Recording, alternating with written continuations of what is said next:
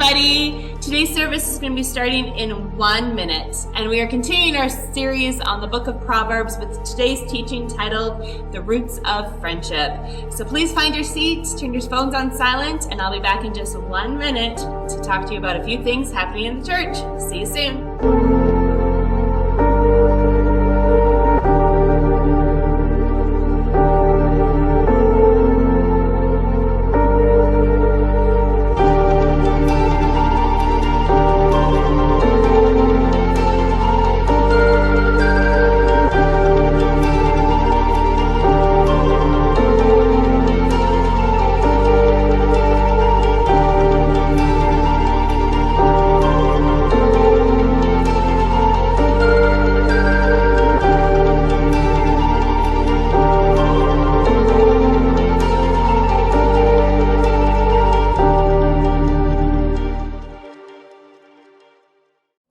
Good morning, everybody, and welcome to this morning's worship experience. My name's Alyssa, and again, I'm just so excited to welcome you guys this morning to this morning's service.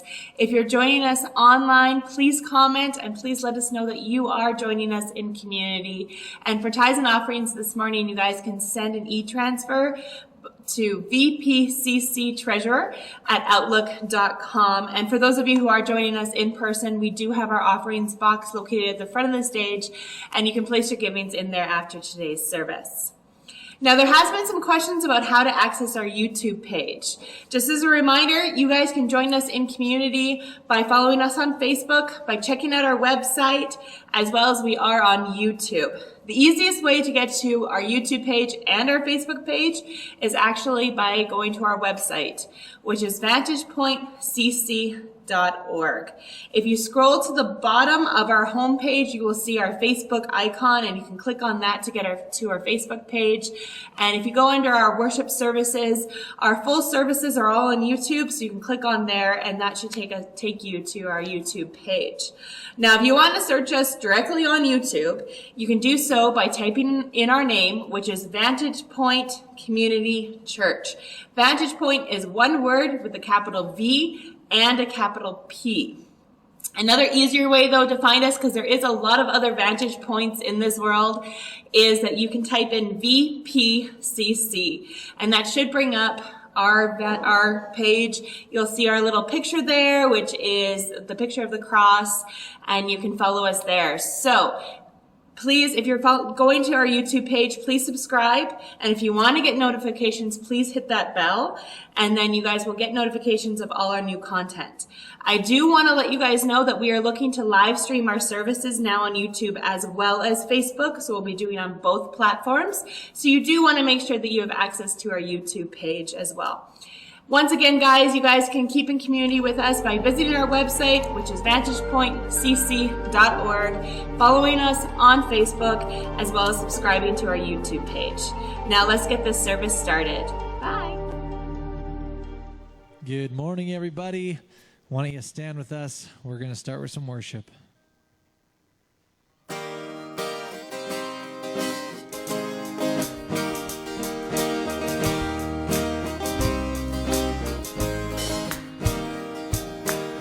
Sometimes I wonder if he's faithful.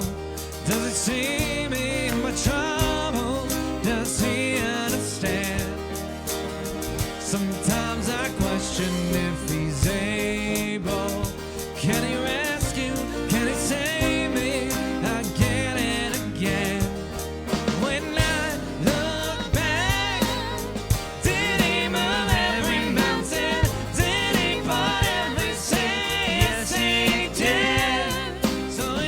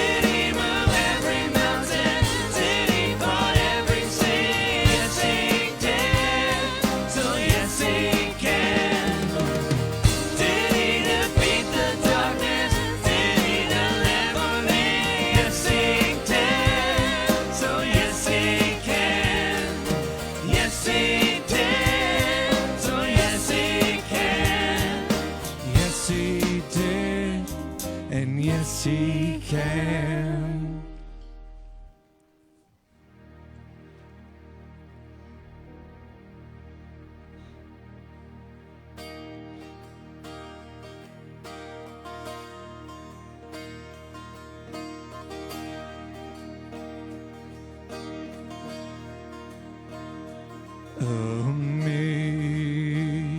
Amazing grace, how sweet the sound that saved a wretch like me.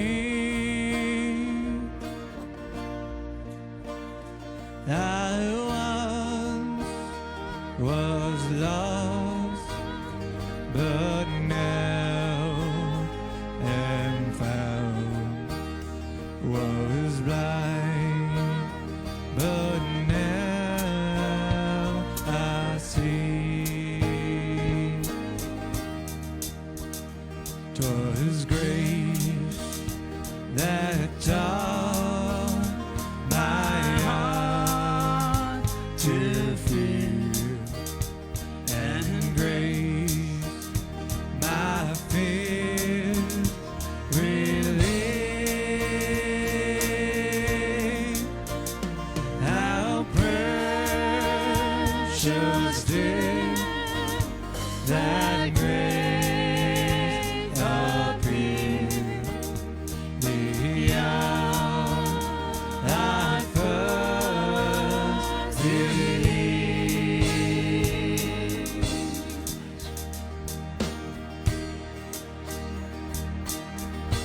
My chains are gone, I've been set free. My God, my Savior has ransomed me, and like a flood, His mercy reigns. Unending love, amazing grace. The Lord has promised good to me. His word, my hope secure. He will my shield and portion be, as long as life endures. My chains are gone, I've been set free. My God, my Savior has ransomed me, and like a flood, His mercy reigns. Unending love, amazing grace. My chains are gone, I've been set free. My God, my Savior has ransomed me, and like a flood, His mercy reigns. Unending love, amazing grace.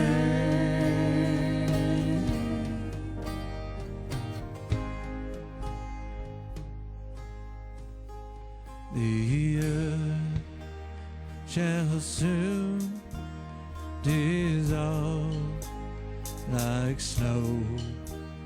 The sun forbid to shine. The God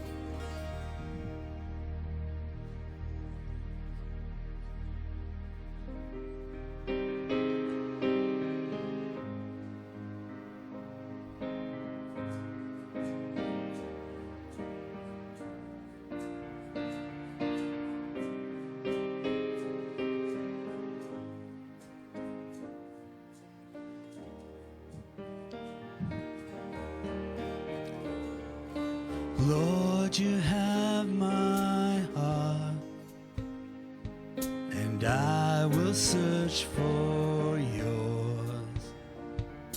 Jesus, take my life and lead me on.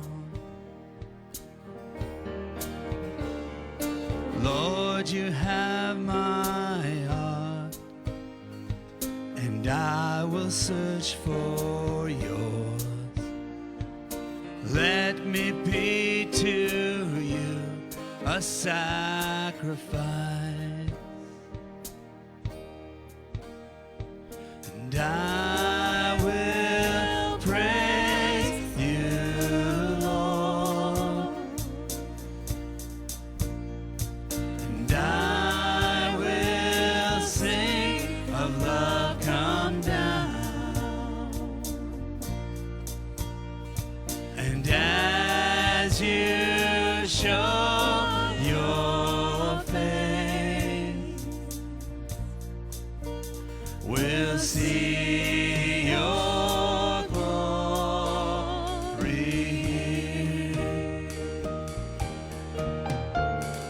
Lord, you have my heart, and I will search for yours. Jesus, take my life and lead me on. Lord, you have my heart, and I will search for yours. Let me be to you a sacrifice.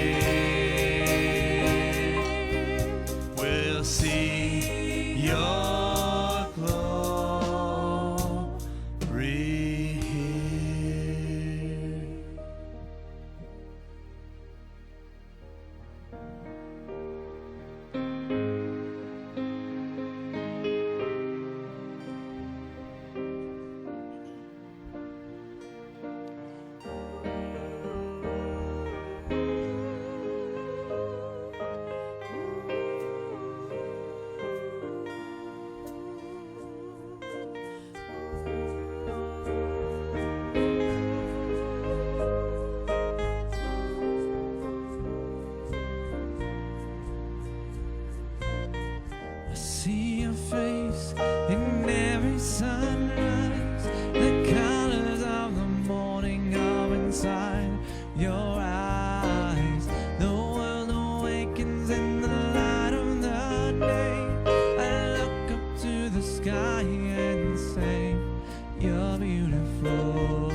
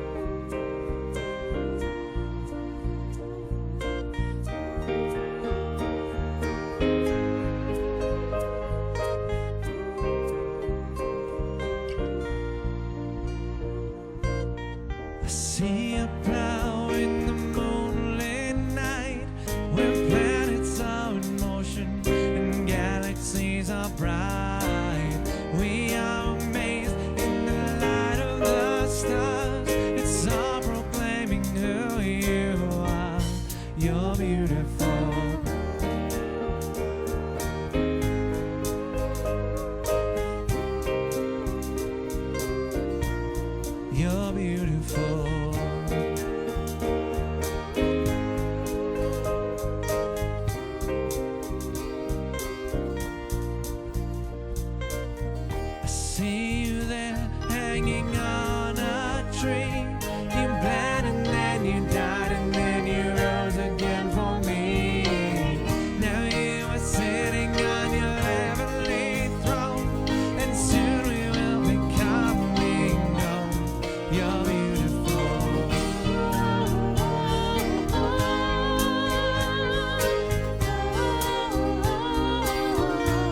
You're beautiful.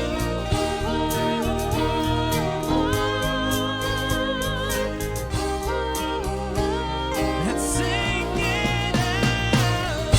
We arrive at eternity's shore, where death is just a memory and fears are no more. We'll enter in as the wedding bells ring. Your bride will come together and we'll sing. You're beautiful.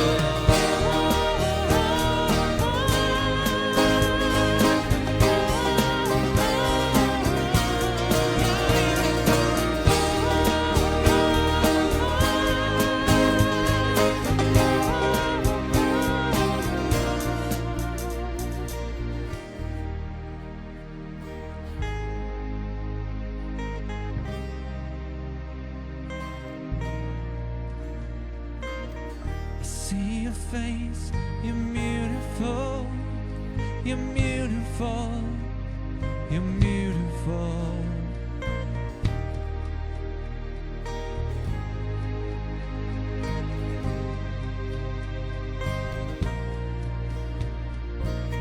I see your face, you're beautiful, you're beautiful, you're beautiful. I see your face, I see your face, I see your face. You're beautiful, you're beautiful,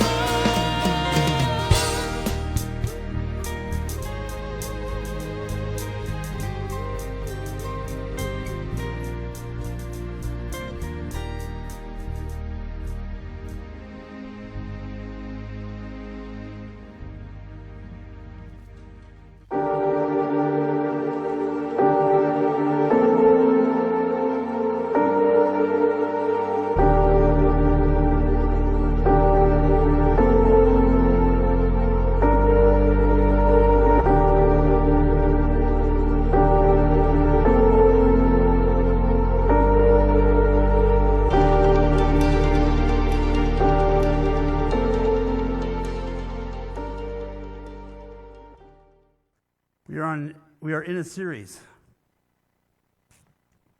from the book of Proverbs, which we've called The Ways of the Wise. And sometimes the ways of the wise are just kind of counterintuitive. They're not quite what we would normally think and do. And that's probably no truer than this morning when we're going to talk about friendship. The Bible's idea of friendship seems to be different from the world's idea of friendship.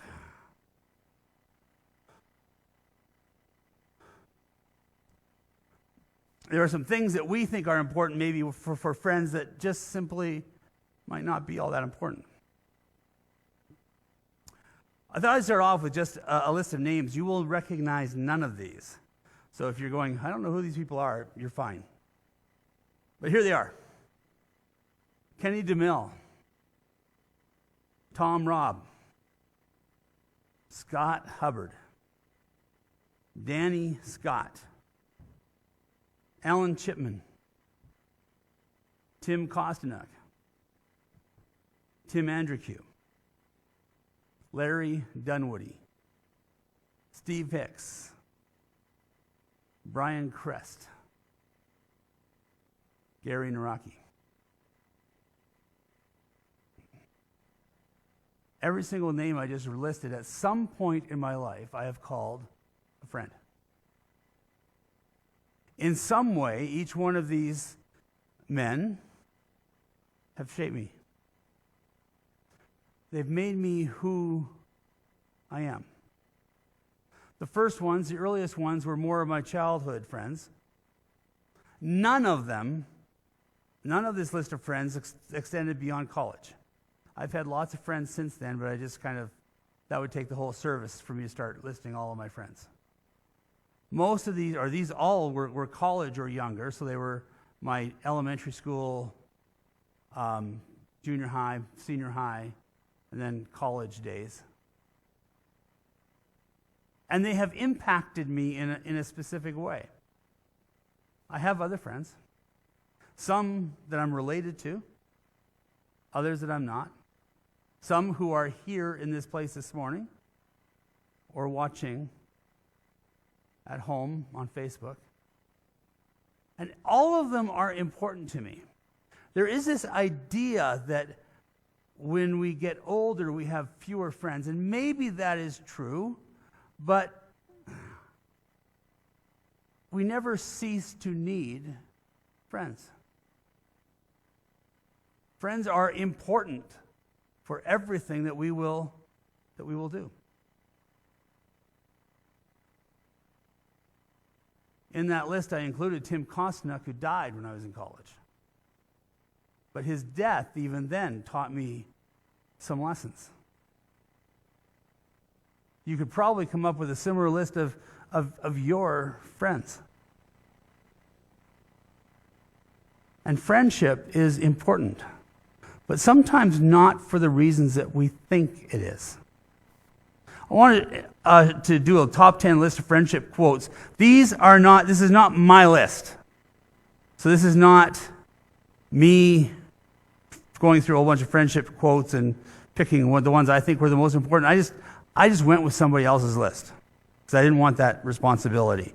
So if you're upset at the order or if you wonder about these things, don't blame me. It's somebody else. I didn't do it. So you ready? Number 10. Friendship is like a glass ornament. Once it's broken, it can rarely be put back together exactly the same way. Yeah. We probably all have known broken friendships that even if they've been mended, they're never quite the way that they were. Friendship is the only cement that will ever hold the world together. Yeah. A loyal friend laughs at your jokes when they're not so good and sympathizes with your problems when they're not so bad. Yeah, maybe. A real friend is one who walks in when the rest of the world walks out. Friends are those rare people who ask you how you are and then wait for the answer. You ever had that experience? Somebody asks you how you are and then they're gone? Before you ever even get to say, hey, yeah, you're talking to me. There's nothing better than a friend unless it is a friend with chocolate. I included that one for my wife. I think that would be probably her number one. Nothing better than a friend unless it's a friend with chocolate. Friendship isn't about whom you have known the longest. It's about who came and never left your side. Yeah, not bad. Friendship isn't a big thing. It's a million little things. Yeah. Never let your best friends get lonely. Keep disturbing them. I think we should have that one tattooed on our arms somewhere. Let's just keep disturbing them. A friend is someone who gives you total freedom to be yourself. It's the only one that had who wrote it, and it was Jim Morrison. But a friend is someone who gives you total freedom to be yourself. I have to admit that if it was my best friendship quote, I love the definition of friendship on Star Trek given by Data, the android. Here's what he says. As I experience certain sensory input patterns, my mental pathways become accustomed to them. The inputs eventually are anticipated and even missed when absent. We get used to our friends, and then when they're not there, we miss them. There are people that I miss. People who are not here. And I wish they were.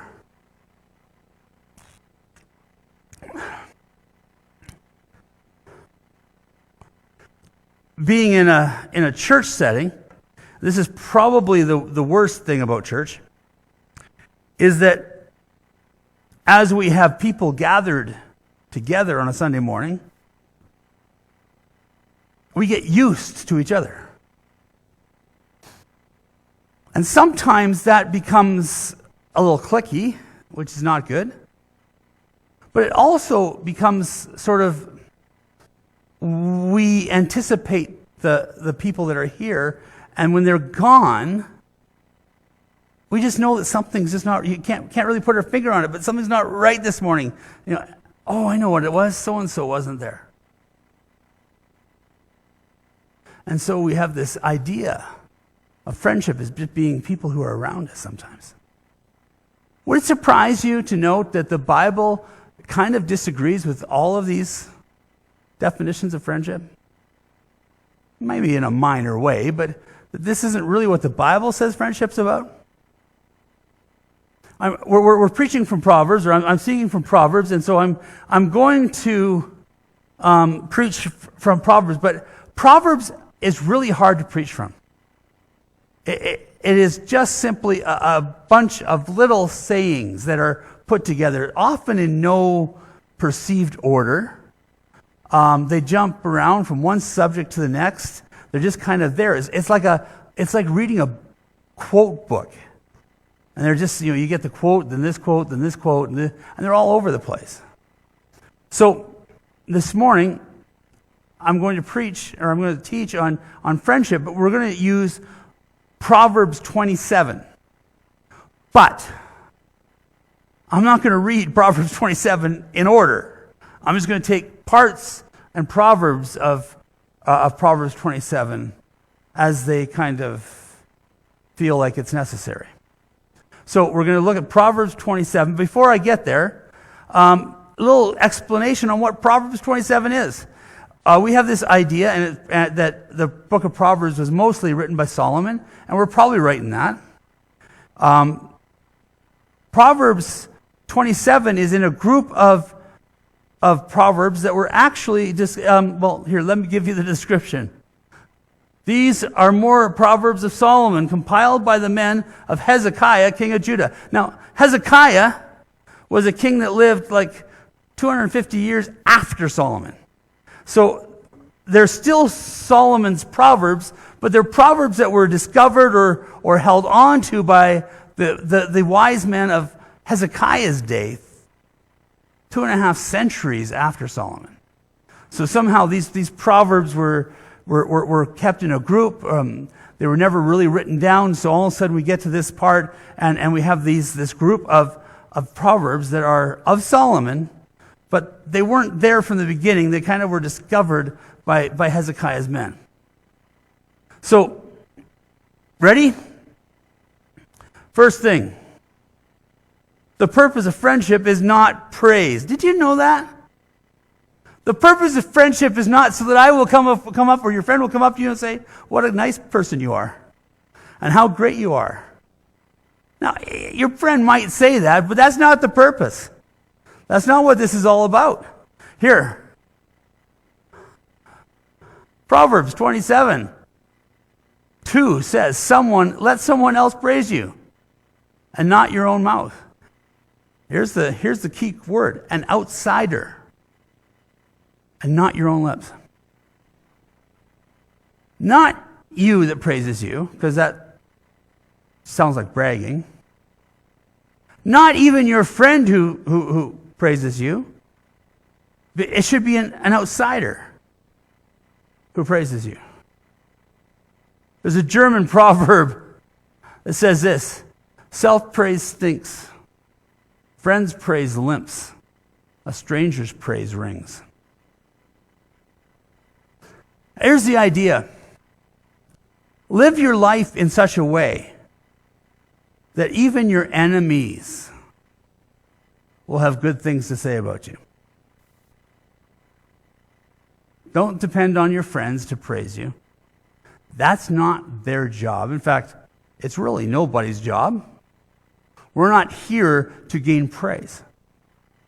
But if someone is going to praise you, It is most valuable if it is a friend or an enemy who says, I really don't like him, but I got to say this. He is honest. He is intelligent. He is whatever. That is the praise that actually works. Moving on. The paradox of friendship. So here it is. This is verse 9. Perfume and incense bring joy to the heart, and the pleasantness of a friend springs from their heartfelt advice. Perfume and incense bring joy to the heart, and the pleasantness of a friend springs from their heartfelt advice.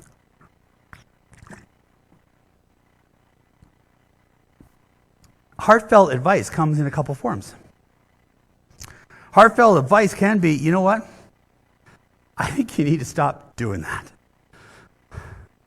Or I think you need to adjust what you're doing to do it this way. But heartfelt advice can also be, you know what? Just keep doing what you're doing. It's working. You may not be seeing the effects yet, but it's working. Just keep going. There's both sides to advice, the positive and the negative. And for friends, they are both important. Tell me when I'm doing good. Remind me when I'm doing bad. Here's the idea. We don't have to, and I keep saying this, but we don't have to agree with each other. I think it's illogical to think that we will agree with each other on every single item. There are places where we will disagree. Sometimes there are important places where we will disagree. And we will share this advice with our friends and still not quite land where we think we should. That's okay. At the end of the day, the big thing for a friend is to say, you know what? We're disagreeing on this point. But I still see Christ in you. Or as Paul would say, Christ in you, the hope of glory. Even though we may not be on quite the same page, I still see Christ in you. The next one, the hidden depth of friendship. Proverbs 27:5, better is open rebuke than hidden love. I got to admit, I struggled with this one a bit. I'm going, what in the world are you trying to tell us? Better is open rebuke than hidden love. Do you see a problem with this? It's not the question I want to ask. If Solomon was here this morning, I'd say, I get it. You say that better is open rebuke than hidden love, but can I ask you this question? A wise one. Is open rebuke better than open love? Because that's the real problem. There are times when we need to rebuke, but there are also times when we need to love. So I went to some experts. I thought, let's see what some other people think. And so I grabbed out some stuff. And here is G. Campbell Morgan. He says this, we do not really like rebuke. I'm going, oh, that's kind of obvious. We are inherently inclined to resent it. The fact that we really deserve it or need it does not make it pleasant. Moreover, our dislike of rebuke leads us to think that those who love us serve us well when they are silent in the presence of our shortcomings. To be my friend, you need to overlook my shortcomings. And that's not a biblical idea. And yet it's one that we see in the world around us all the time. There's a depth in friendship that says, I need to rebuke you on this. But that doesn't mean that I don't love you. Charles Bridges, writing about 100 years before Morgan, wrote this, rebuke kindly, considerately, and prayerfully administered cements friendship rather than weakens it. I got to admit, my first reaction to that one was, nah, I don't know. It's not working for me. The one that finally got it was from Adam Clarke, writing again in the 19th century. He said this, "Yet it is rough medicine, and none desire it." Yeah. But a genuine, open-hearted friend may be intended, who tells you your faults freely, but conceals them from others. I like that. A genuine, open-hearted friend who tells you your faults freely, but conceals them from others. I actually have been accused of this. People will come up to me and say, I know that you're not going to whatever with this person because he or she is your friend. And my response sometimes is like, you don't know whether I have rebuked that person or not. And why should you? If that conversation has happened to us, between us, it has happened in private. And that's where it stands. People have accused me of being too defenseful of my friends. But I'm okay with that. I'm okay with being one who tells you your faults freely, but conceals them from others. And we all need people around us who will do precisely that. The next one is unexpected wounds and kisses. Like it's Proverbs 27:6, which says, wounds from a friend can be trusted, but an enemy multiplies kisses. When I read this, two Bible stories came to mind. The first was a story of Jesus. It was during his ministry, and he had just actually, gathered with his disciples, and people had left. They didn't like him. Something he said rubbed the wrong way, and the masses left him.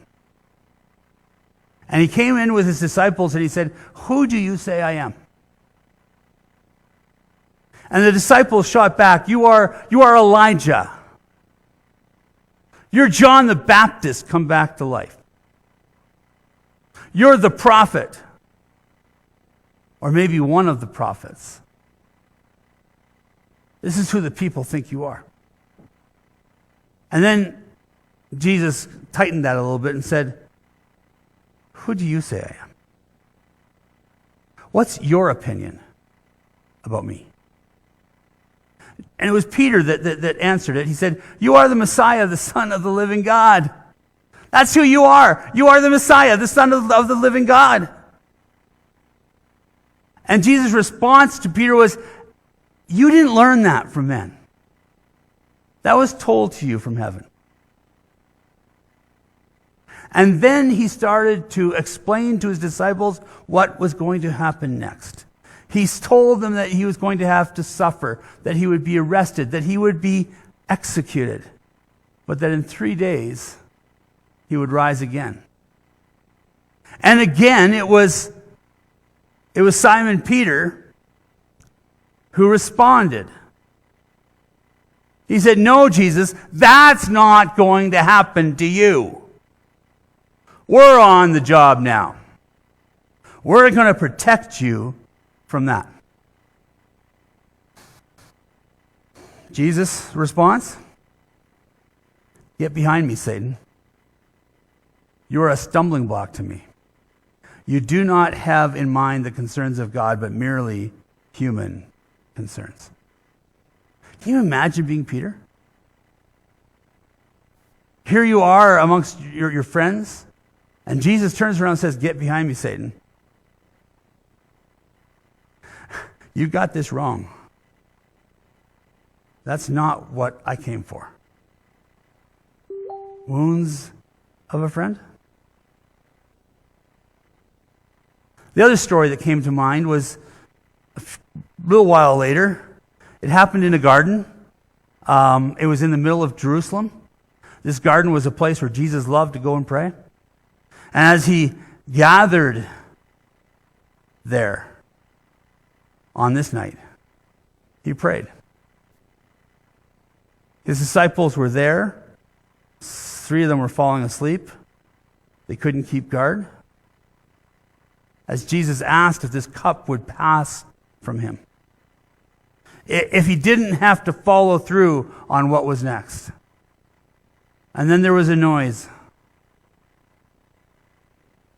Matthew writes this, "Now the betrayer had arranged a signal with them. The one I kiss is the man. Arrest him." Going at once to Jesus, Judas said, "Greetings, Rabbi," and kissed him. Jesus replied, "Do what you came for, friend." Then the man stepped forward and seized Jesus and arrested him. Kisses of an enemy. The wounds of a friend. The kisses of an enemy. How often in our friendships do we say something that is untrue because it is kind? How often in our friendships do we say things that is untrue because we are tired? Sometimes the wounds of a friend are better than the kisses of an enemy. The struggle of friendship. As iron sharpens iron, so one person sharpens another. As iron sharpens iron, so one person sharpens another. I love discussion and conversation because it keeps both participants active in the conversation, and you might learn something. I love this quote from Alexander Pope. He said, "Some people never learn anything for this reason, because they understand everything too soon." Sometimes we don't know things because we understood them too quickly. We got there too fast. And sometimes we need to struggle with the concept. Not just struggle with what we think is right, but struggle with whatever it is, the issue that is facing us. I find too often, and I'm going through this with the denomination right now, that we are afraid of the struggle. We don't want the conversation. We would rather walk the other way than let iron sharpen iron. We need something that will bring us back to that idea. Nelda and I went to clergy conferences this year, in November actually, and one of the speakers there made a comment which I thought was a little humorous. He said the first time a preacher uses a quote, I just used Alexander Pope. The first time he quotes somebody, he quotes the quote and then tells you who said it. The second time he uses the same quote, he quotes the quote and says, "As I have said before." The third time he uses a quote, he says, "As I have always told you." And there's probably too much truth in that. But we struggle with something. It slowly becomes ours. Early on in my journey, I was told that I did not own a sermon until I had preached it 5 times. I got to tell you, years and years after that, there's very few sermons that I own. There's very few sermons that I have preached 5 times. But the idea is that you have to wrestle with concepts. You have to figure it out. And that doesn't come immediately. So maybe it would be better if I preached this sermon, this month, next month, and the following month. Maybe by the time we get to summer, I'll have figured it out. Because I'll have wrestled with the concepts. I will have struggled. Iron will have connected with iron. The sparks will have flown, and we will be sharper. But if we're afraid of those moments, then it will never happen. A friend is one in truth. Big word. Truth. And what is truth? Is mine the same as yours?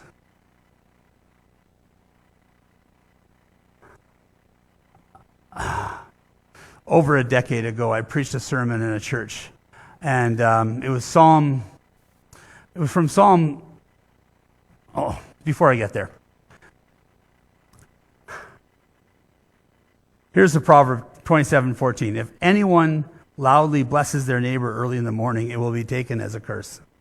Here's my explanation for that. A number of years ago, I was preaching a sermon in a church. And I preached from Psalm 30 that morning. And there's a verse in Psalm 30 that says, "For his anger lasts only a moment, but his favor lasts a lifetime. Weeping may stay for the night, but rejoicing comes in the morning." And I related this to my college days. And I was and still am a bit of a night owl. Mornings and me don't get along well together. So I started talking about my college days and mornings. And then I went on to try to explain the passage. And afterwards, I had a couple of mothers, actually, that were very incensed with me because I had what I had said about mornings. They felt I should have been more positive about mornings. If anyone loudly blesses his neighbor early in the morning, it will be taken as a curse. Yeah, especially if you're a night owl. You don't want anything to wake you up in the morning. That's really not what it's saying. That's not what it's getting at. What this proverb is getting at is anybody who gets up early in the morning to start to lie to you and continues that lie throughout the day just to make you feel good, it's a curse.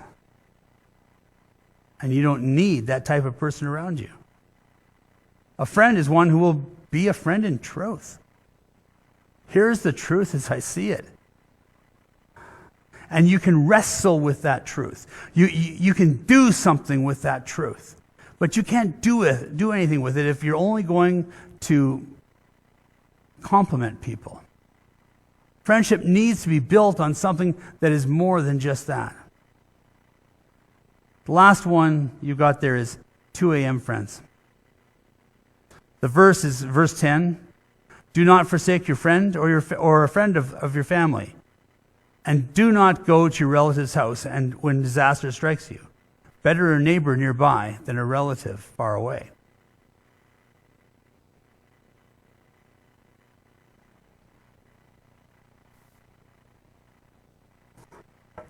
I hope that you have family that's close by. But we live in a culture where that is ceasingly being true. And we all need this idea of a 2 a.m. friend. Somebody that when everything goes wrong at 2 o'clock in the morning, you can phone. And you know that they're going to be there for you. I have a couple. But the idea of this passage is that a family should be able to do that for you. But if your family isn't close enough, then you need friends who will fill this gap. I still remember a number of years ago, William was just a little boy. I mean, he's so old now, but he was a lot younger. And we got a phone call. It came in late at night. Nelda was already in bed. The phone rang. It was my daughter. William's sick. We've called the ambulance. We need somebody to take care of the kids. I hung up. I told my darling wife, get dressed and do it fast or else I'm leaving without you. Our kids need us. No questions. Just get over there. Yes, Andy, I sped that night.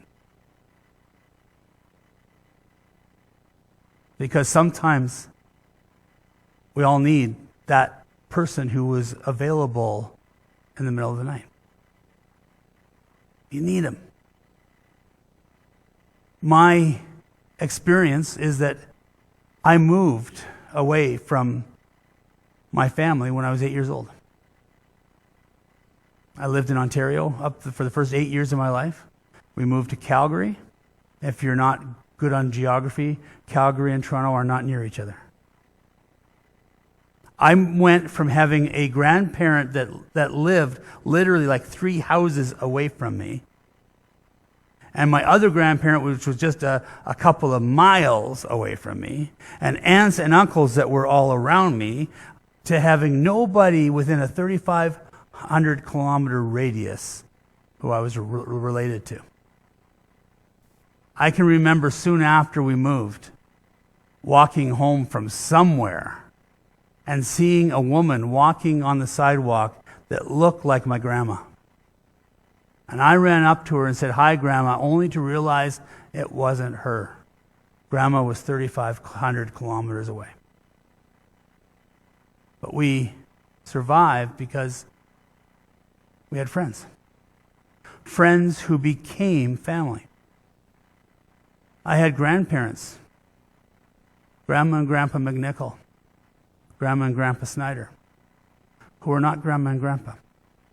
They had no relation to me at all, but they served that role. I had aunts and uncles who were of no relation to me, but they served that role. Because we all need somebody that when everything falls apart, we know we can call, and that they will be there for us. We need 2 a.m. friends. And my hope and my prayer is that you have them. This summer we were down visiting my grandmother, and I can remember we were talking to her. And I don't know what we were talking about, but she we were talking about family, and she made the comment to me, "They don't know who you are." And I said, "I understand that. My aunts and uncles, who I miss dearly, don't know who I am. They know the 8-year-old Garry, but they never had a chance to get to know the adult Garry. And that's a loss for both of us. But we needed somebody who would fill that role, and we found them. And there are so many people, I think, in our world that has never found these 2 a.m. friends, and for them I mourn, because we cannot go through life without somebody close by that we can call in times of emergency. Christopher Reeve, to my generation, will always be Superman. But he wrote, after his accident, a book which is called Still Me. And he talks about the struggles that he has gone through from being, Superman on our screens to being paralyzed and mandatorily sat in a chair. And so he writes this book, and in the middle of it, he quotes this. He says, as the day of the operation drew closer, he had to have surgery. It was dangerous surgery. As the day of the operation drew closer, it became more and more painful and frightening to contemplate. I had only a 50-50 chance of surviving the surgery. Then, at an especially bleak moment, the door flew open, and in hurried a squat fellow with a blue scrub hat and a yellow surgical gown and glasses, speaking in a Russian accent. He announced that he was my proctologist and that he had to examine me immediately. My first reaction was that either I was on way too many drugs or I was in fact brain damaged. But it was Robin Williams, my old friend, who had helped me know that somehow I was going to be okay. He said that he would do anything for me. I mean, like it's going to be very different, and it's going to be an enormous challenge, but I can still, I missed something here. I mean, life is going to be very different, and it's going to be an enormous challenge, but I can still laugh, and there's still some joy. He came to the realization that with friends like Robin Williams and Greg Mosher, the director, as well as his family, Dana and his kids, that he was going to get through this. It is what friends do. They help us to understand that even we will get through whatever the trial is that is set before us. 2 a.m. friends are what Adam Clark says, I think, is open-hearted friends who tells you your faults freely, but conceals them from all others. I hope you have some God-given friends. I hope you treat your God-given friends well. That they understand that even though you don't agree all the time with them, that you're still their friend. That God is still on the throne. And together you can get through almost anything. It is something that I wish that churches understood about each other.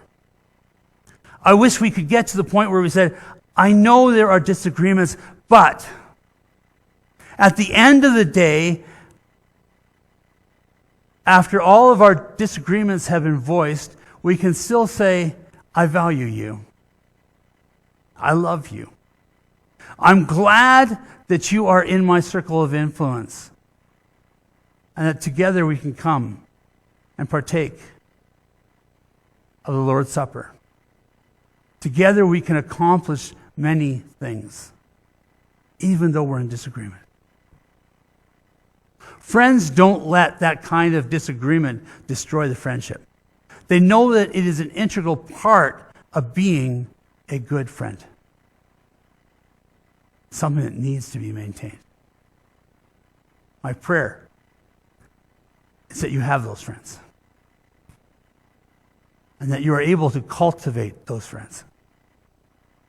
That you will hold those friends close in prayer. That you will ask God to bless them richly.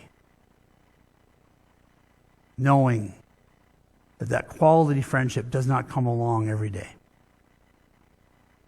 But we all need it. Let me pray. Father,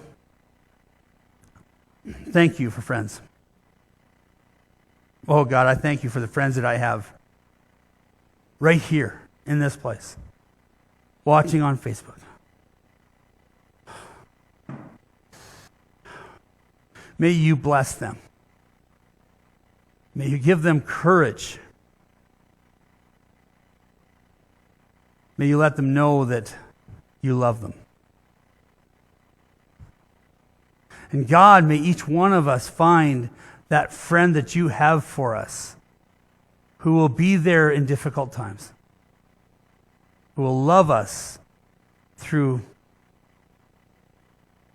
annoying moments, hurting moments,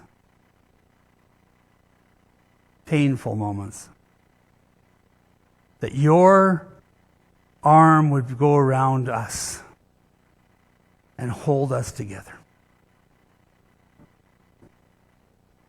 We give you our friends this morning. We thank you and praise you. In the name of Jesus, amen.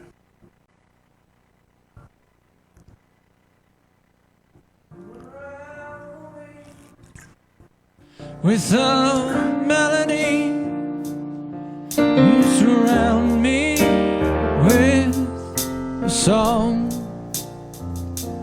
of deliverance from my enemies, till all my fears are gone.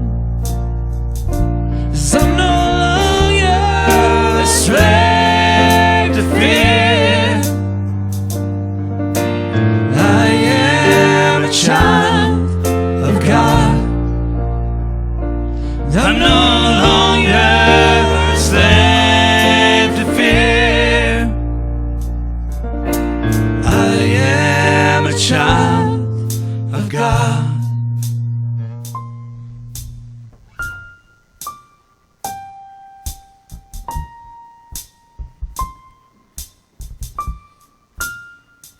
From my mother's womb, you have chosen me. Love has called my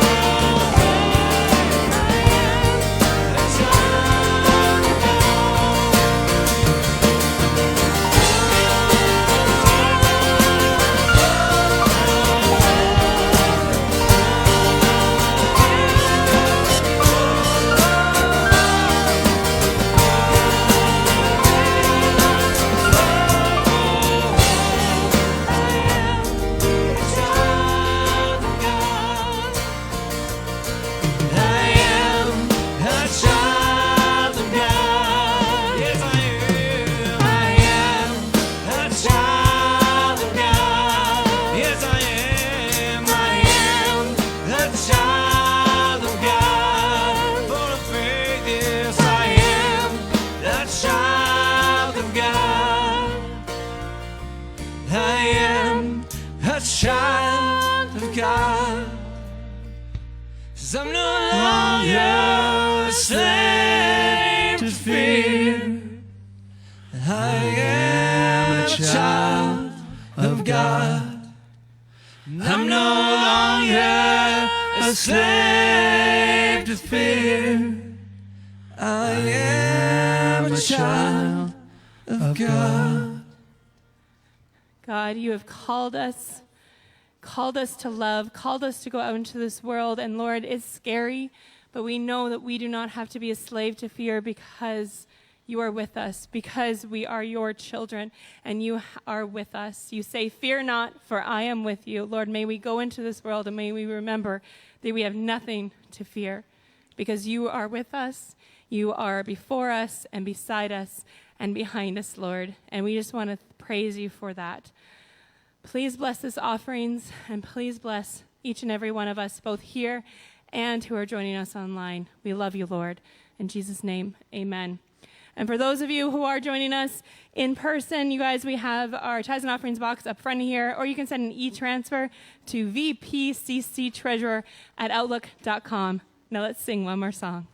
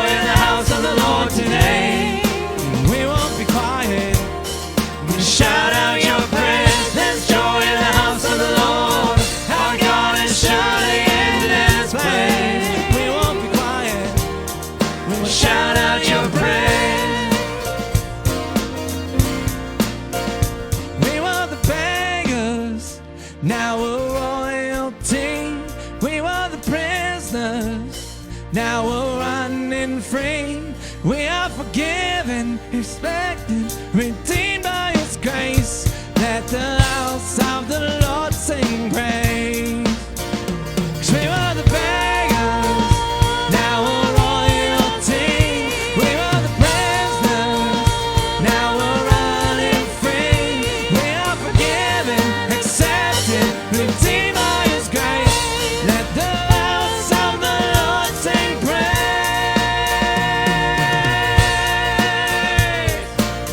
There's joy in the house of the Lord. There's joy in the house of the Lord today. And we won't be quiet. We'll shout out your praise. There's joy in the house of the Lord. There's joy in the house of the Lord today. And we won't be quiet. We'll shout out your praise. There's joy in the house of the Lord. There's joy in the house of the Lord today. We won't be quiet. We're gonna shout out your praise. There's joy in the house of the Lord. There's joy. There's surely in this place. We won't be quiet. We're gonna shout out your praise.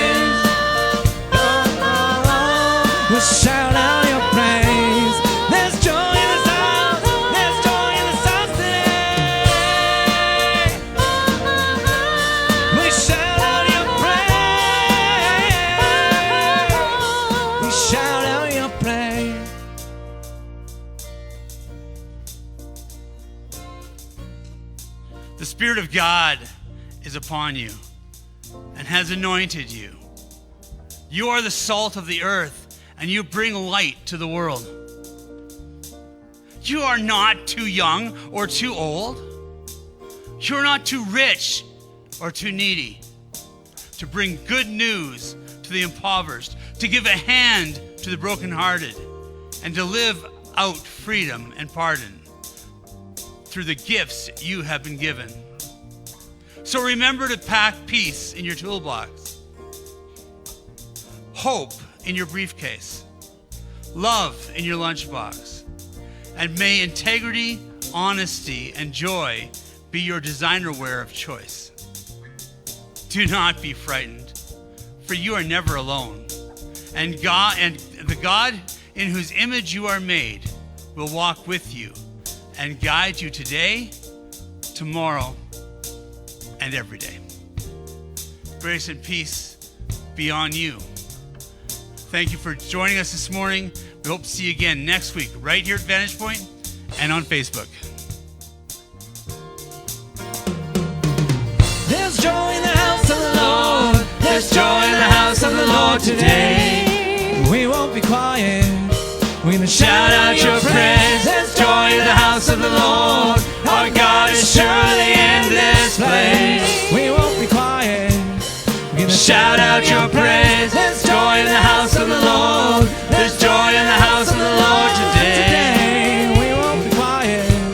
We're gonna shout out your praise. There's joy in the house of the Lord. Our God is surely in this place. We won't be quiet. We're gonna shout out your praise.